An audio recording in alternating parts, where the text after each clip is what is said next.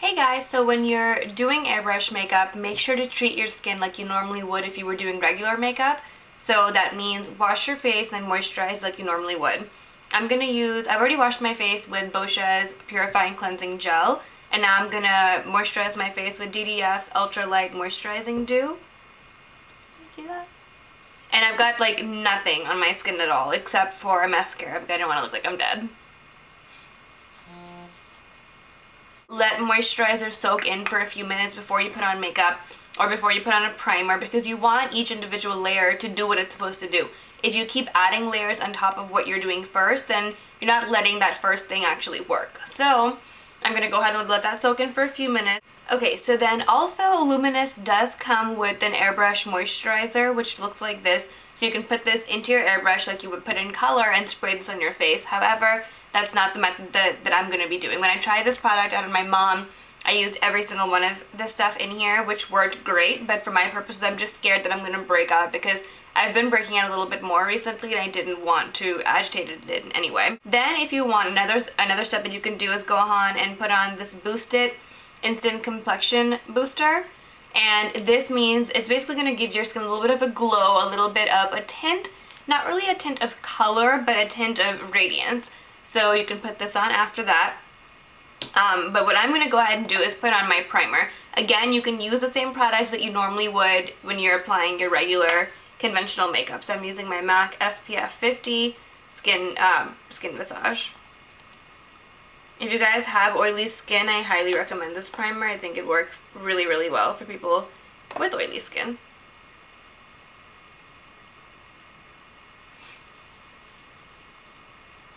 A lot of people think that airbrush makeup isn't going to work in conjunction with your normal skin routine, but that's really not the truth at all. And you'll see, because I'm going to be using normal products along the way also. Airbrush will definitely stay on longer. It doesn't transfer off on clothes and stuff as easily also, so when they're doing their multiple wardrobe changes, they don't have to worry as much, which is nice. So this is the medium kit, and I have a bunch of colors in here. And I'm going to basically choose, I'm going to mix them because there isn't one color in here that I specifically think would be exactly my skin color. Also, you guys know that I have pigmentation and I don't want my skin to look gray, so therefore I am going to choose a couple of different shades in here and mix it together to see what results. So let's see. This is shade 3. Which is way too light for my skin, so I won't be using this. This is shade 4. Definitely got a little bit more pink to it. And then there's shade 5 and shade 6. So shade 6 seems to be the closest to my real skin color, and I think it would be a really great match. Shade 5 is a little bit dark and a little bit too pink, but I think that could give me a nice pink undertone, because you guys know that I do really have a pink undertone, but I don't like to wear overly pink undertones. So I'm mixing these two together. It would give me a nice neutral undertone. So that's what I'm going to go with. So what you're going to do is that you're going to take your actual airbrush, which looks like this. Here is the nozzle. Here is the cap that you're going to dispense makeup into. So what I'm going to do first is I'm going to use this airbrush cleaning bottle. I just filled it with water and it says to do that. And I'm going to dispense some of this into this cap right here. Because as I mentioned, I have used this airbrush before, so there might be makeup in here that I'm not aware of, and I want to get that cleaned. Then on your airbrush, you'll see on your airbrush compressor, you'll see a button that says on off. You're going to press that, and I'm going to dispense this water out onto a rag just to get it cleaned from the inside.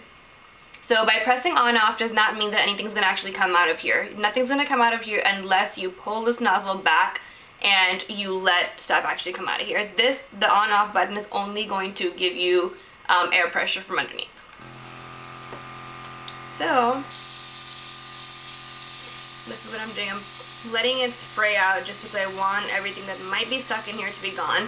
So I can push it back a little bit and get very little pressure, or I can push it back all the way and get a lot more.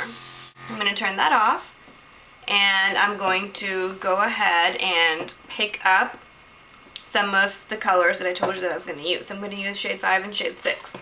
Now you guys know that I have hyperpigmentation, however I'm not going to be using my Makeup Forever Camouflage Cream. You guys can if you want to, but I'm just not gonna worry about extra steps right now because I want this video to be beneficial to anybody who just wants to learn about airbrushing. So you're gonna shake well, and you'll hear those little metal beads in here that help to mix everything together. Make sure you shake before you dispense. Now, with airbrush makeup, you're not gonna use as much as you would a conventional foundation, which is awesome. So this is shade 6, the one that I primarily want. I'm gonna dispense 1, 2, 3, 4, 5 drops in here. And then I'm going to take shade 4, not shade 4, sorry, where did that go? Shade 5, and I'm going to add in some here. What's nice about airbrush foundation is that since it doesn't have SPF, it doesn't have titanium dioxide, so that means that whatever particles you're putting in here to mix together is going to let your real skin breathe through also. So it's a lot more forgiving. Even if you have colors in here that might not be an exact match for a client or for yourself, you will be able to put it on and wear it like real skin, not worrying about how it's going to look on camera and not worrying about if, you know, it is not matched 100%. So that's why it's amazing for clients, because you don't want to carry on a million colors. You can just mix them here and you'll know that it's going to work. So now that I've got 2 colors in here, you have to mix it together. So for that, you have to let these colors in here back bubble. And that means you're going to turn on the compressor. You're going to take a paper towel or a rag like this. You're going to touch the nozzle on here and pull this lever back. That's the word for it, lever. You're going to pull the lever back and you'll see how all the color in here is going to bubble up and come up. Of course, don't let it bubble over so it comes out of here, but that's just going to mix the colors together, which is what we need.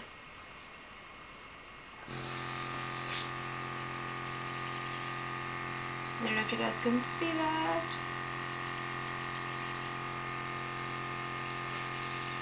Okay, perfect. And now I'm going to go ahead and spray it on my face. I like to keep about 6 inches away, which is a smart thing to do.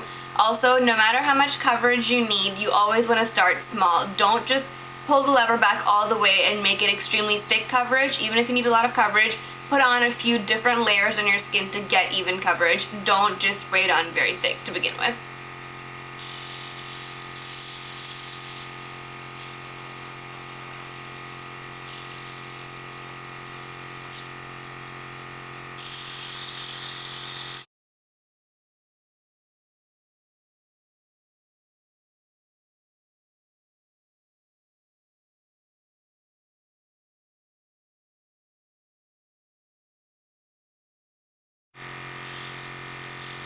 And if you find any area that's especially problem on your skin, then you can kind of hold your nozzle in that area and just keep spraying without moving it too much. Also, make sure you tie up your hair, whether it's you or a client, just because airbrush can definitely spray onto your hair and stuff and you don't want that. Okay.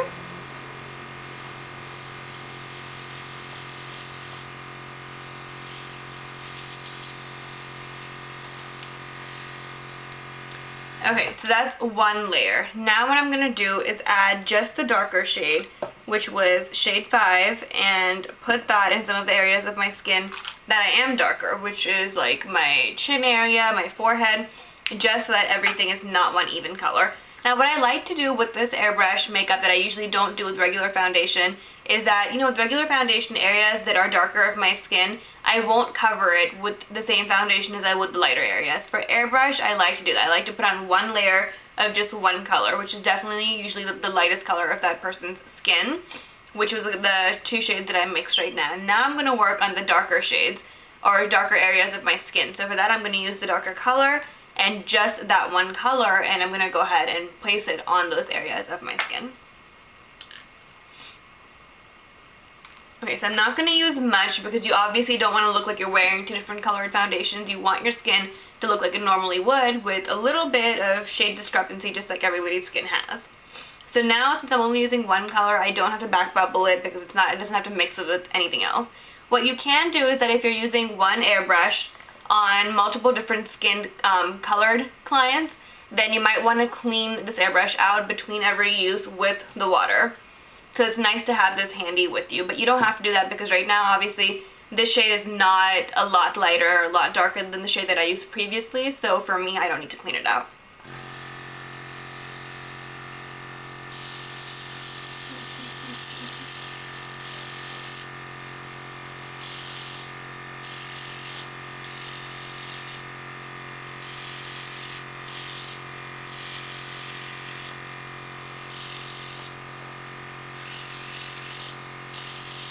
So I'm using it around the perimeter of my face, not in the center at all, because that, of course, you want that to look light. Okay, now I don't want to overdo it, so I'm going to go ahead and stop and clean out whatever's left in here with my water. So I'm going to pour in the water, and that's totally okay to clean, you know, to add water into whatever's existing in here. But now I want to get everything out, especially because the makeup has gone all the way to the top, so I am going to back bubble the water and the color that was in here.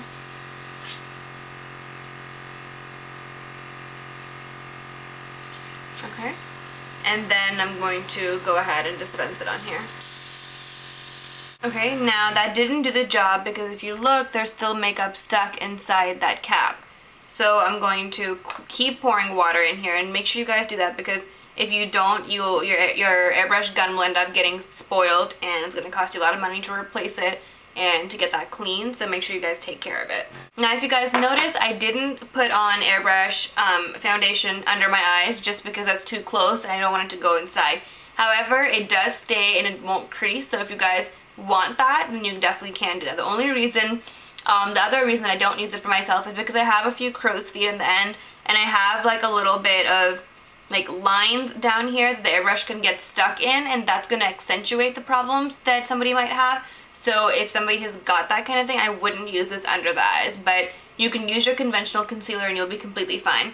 Like what you're going to see now is that I've gone ahead and put on my foundation, but now I'm going to use their bronzer, and I'm going to actually apply that on certain areas of my skin to give me a little bit of a glow.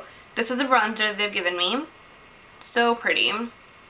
And they have like a lighter one too for people who are, you know, lighter skinned, and that would be this one right here. So they've got like a gold and silver version. So I'm gonna go ahead, mix this up. I only dispense like 1 or 2 drops literally of this onto your gun. Okay, and now I'm gonna go ahead and concentrate this on my cheekbones and to the center of my forehead.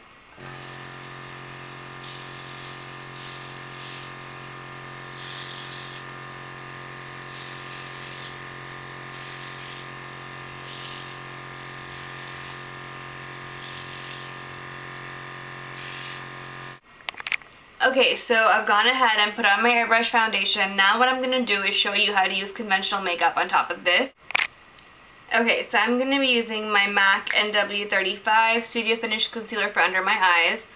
And I'm going to use a 224 blending brush. I'm going to go ahead and put this on my under eyes like I normally would.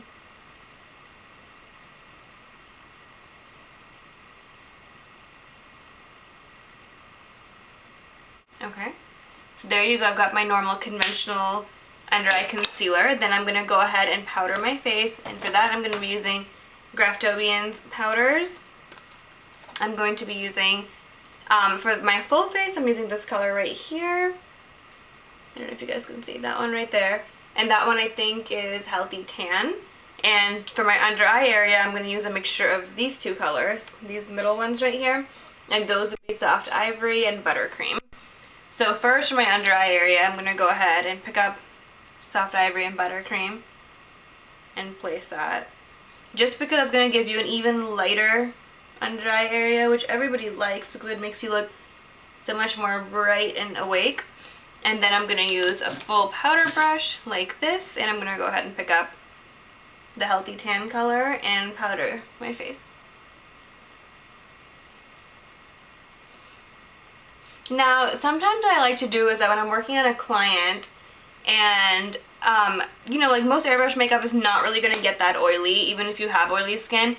So then I won't powder just because it looks more natural. Your skin has that normal moisture, you know, soaking through.